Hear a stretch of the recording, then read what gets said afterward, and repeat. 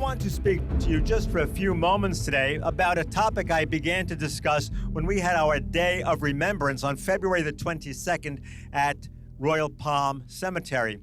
I was privileged to give the call to action. And toward the end of the call to action, I gave literally a call to action. And I think that we are ready to have Naples, Collier County declared a sanctuary city for the unborn. Certainly, this is going to need a lot of help from a lot of people, a lot of different communities, pro-life, the legal community, the medical community, and the political community. And so I hope that we will eventually be able to get various groups together and to promote Naples as a pro-life city,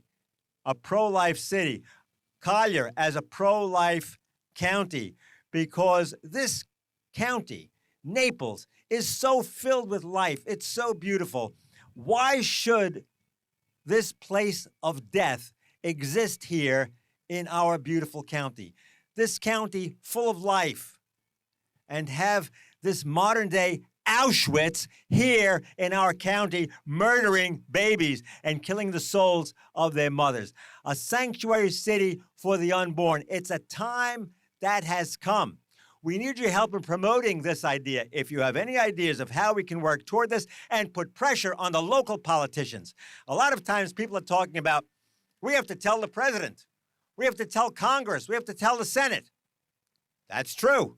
But we also have to tell our local people. Remember Skip O'Neill, Democrat Speaker of the House. He said that all politics is local. And all politics is local. It begins right here. So we have to talk to our mayor, our city council, to the people who are on the Collier County Board of Commissioners, what we want to do. Put us in touch with the right people. We need your help. Please get in touch with us at Action for Life, and give us your ideas of how we can begin to promote our city as a sanctuary city for the unborn.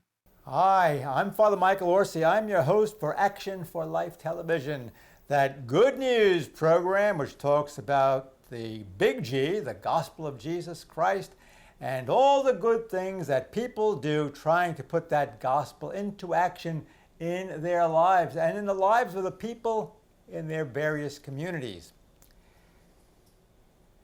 We are some way having a celebration here in Naples. What are we celebrating? Well, Planned Parenthood on Goodlet, Frank, and Creech Roads has closed. And after 10 years, abortions have stopped in Naples, Florida. That is good news. Now, sometimes it may be too early to celebrate because there is a rumor that perhaps Planned Parenthood is looking for another location. Now, let's think about this. For 10 years, babies have been being killed in Naples, Florida.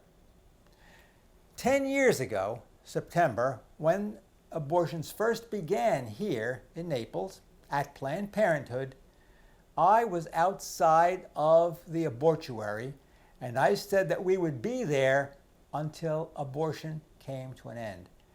And every time the abortionist was present, we had people outside of Planned Parenthood praying and giving counsel to those who were entering Planned Parenthood's facility. And so, it's a time to celebrate. That's good news. But has abortion really come to a final end in Naples? That's the question. Let me tell you a story. A number of years ago, I was on my way to a certain coffee shop.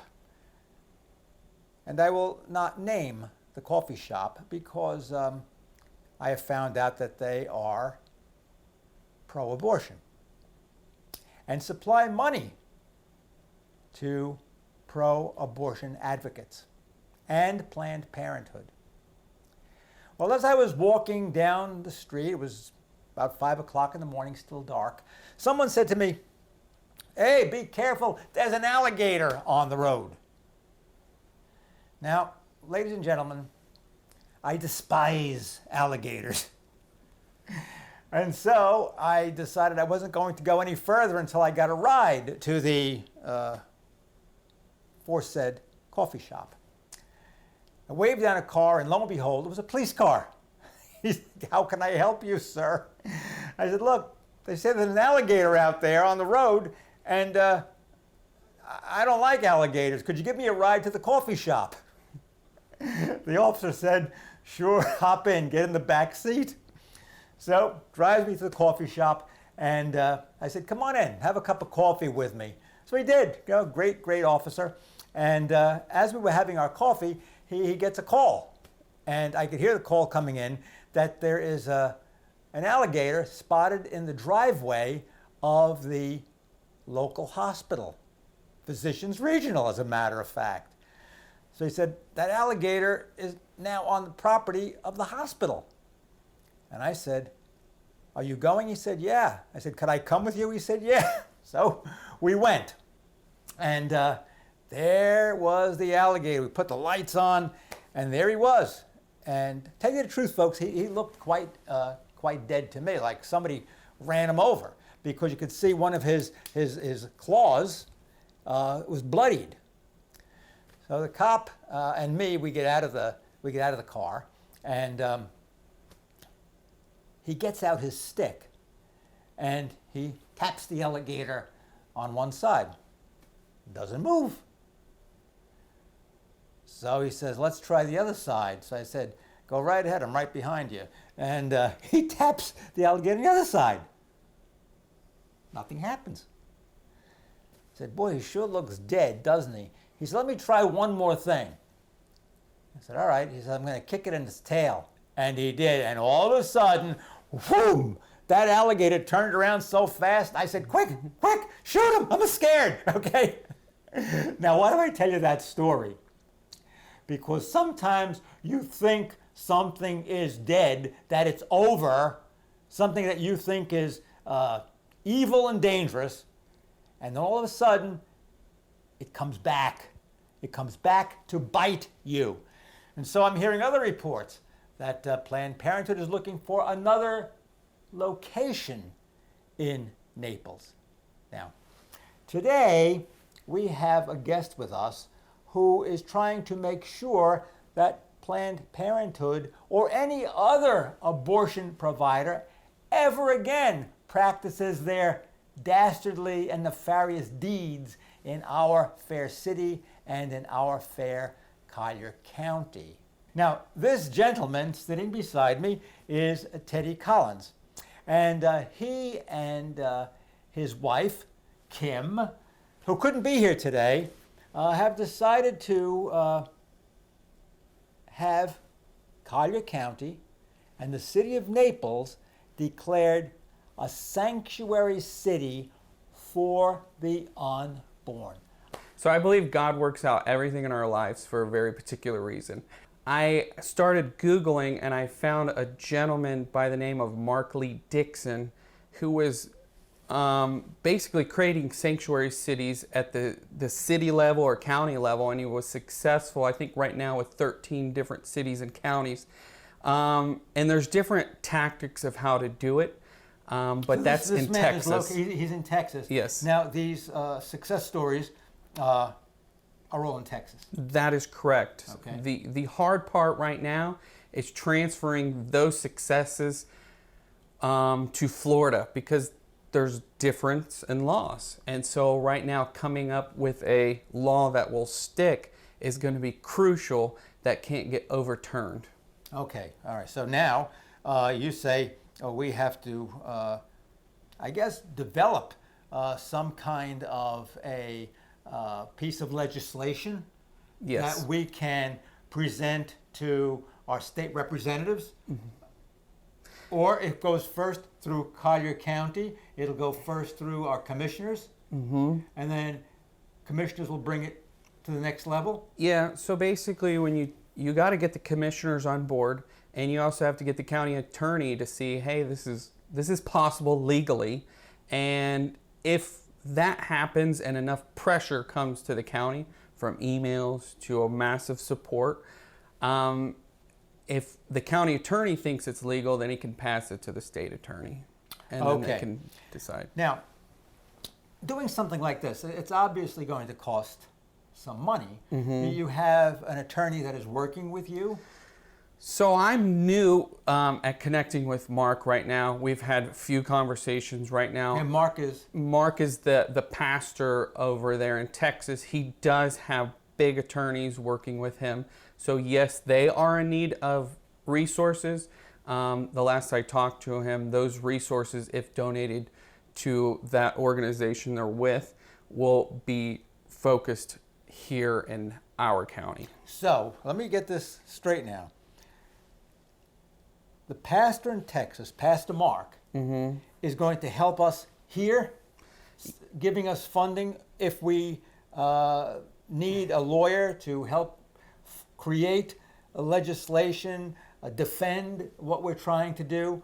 So basically, his lawyers, who are big lawyers, will help create a legislation. That's where I don't have any experience. His lawyers do. So they're going to try to find something that works here in Florida.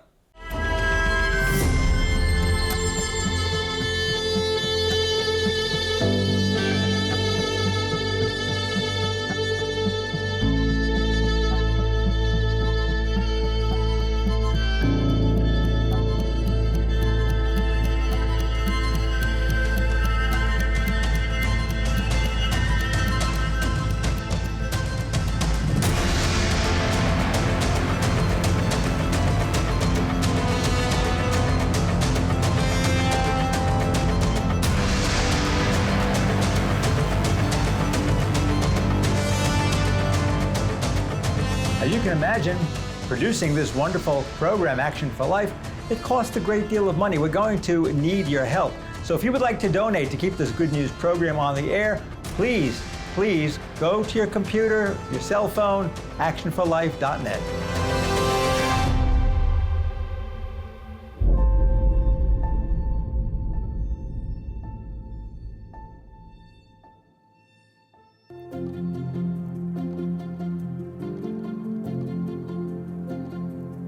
Thought for the day. A lot of people think that the religion is only for the next world. Well, it's very much for this world too. It has an impact on our daily lives. Make sure that you take time to know the candidates who are running for office and then to vote for those candidates who are pro-life. So we have a petition online. We need you to go on there, sign it. You can even put your reasoning on there. I'm guessing the other side will eventually get wind of this. If we strike them ahead of time before they can really prepare, we'll have a long list of names on there that are for this movement. So definitely get on there, sign the petition, because we need to get in front of the commissioners showing that, hey, the community's backing this, and they're really against abortion in our community. So we have to have the numbers there, and you also need a strong presence at these meetings is really key. Okay, let's go back to the petition. Folks, sign the petition. Sign the petition. Sign the petition, okay? It's very, very important. Petitions have a way of showing the politicians how serious people are about this certain concern. Now, make sure that you get the petition in front of the nose of other people too. You have to share the information and share the petition. And that way you begin to network. Let me tell you what great theologian Dietrich Bonhoeffer said. Not to act is to act. Sign the petition, get it out there to your friends. Okay, now, some people are not going to see it online.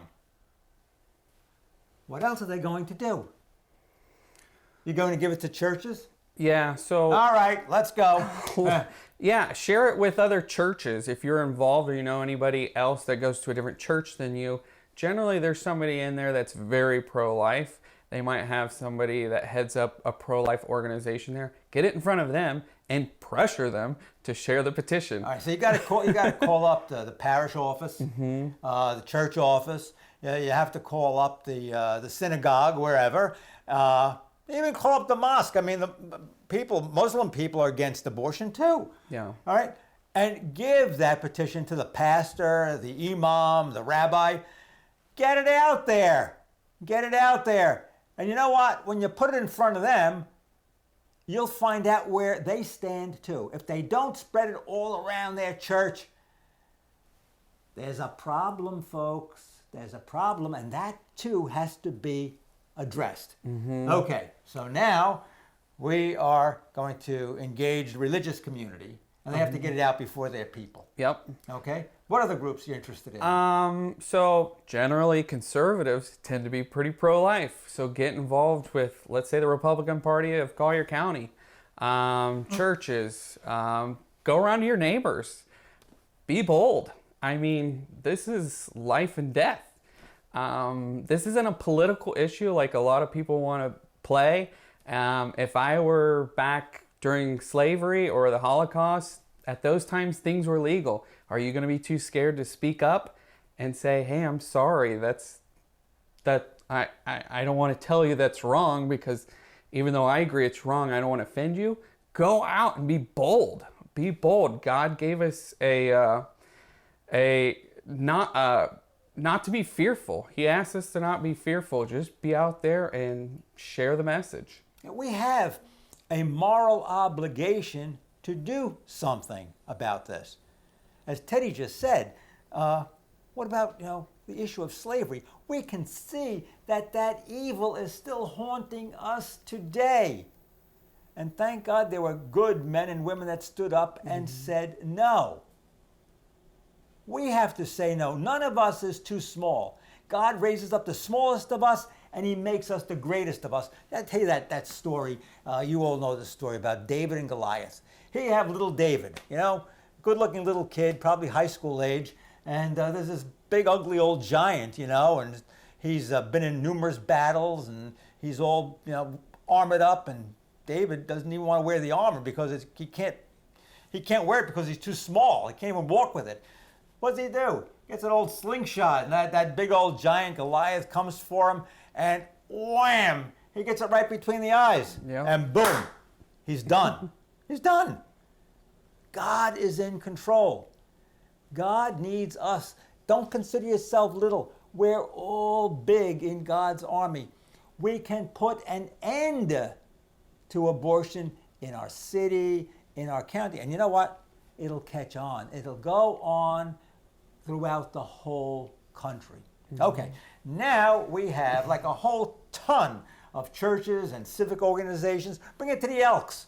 Bring it to the Moose.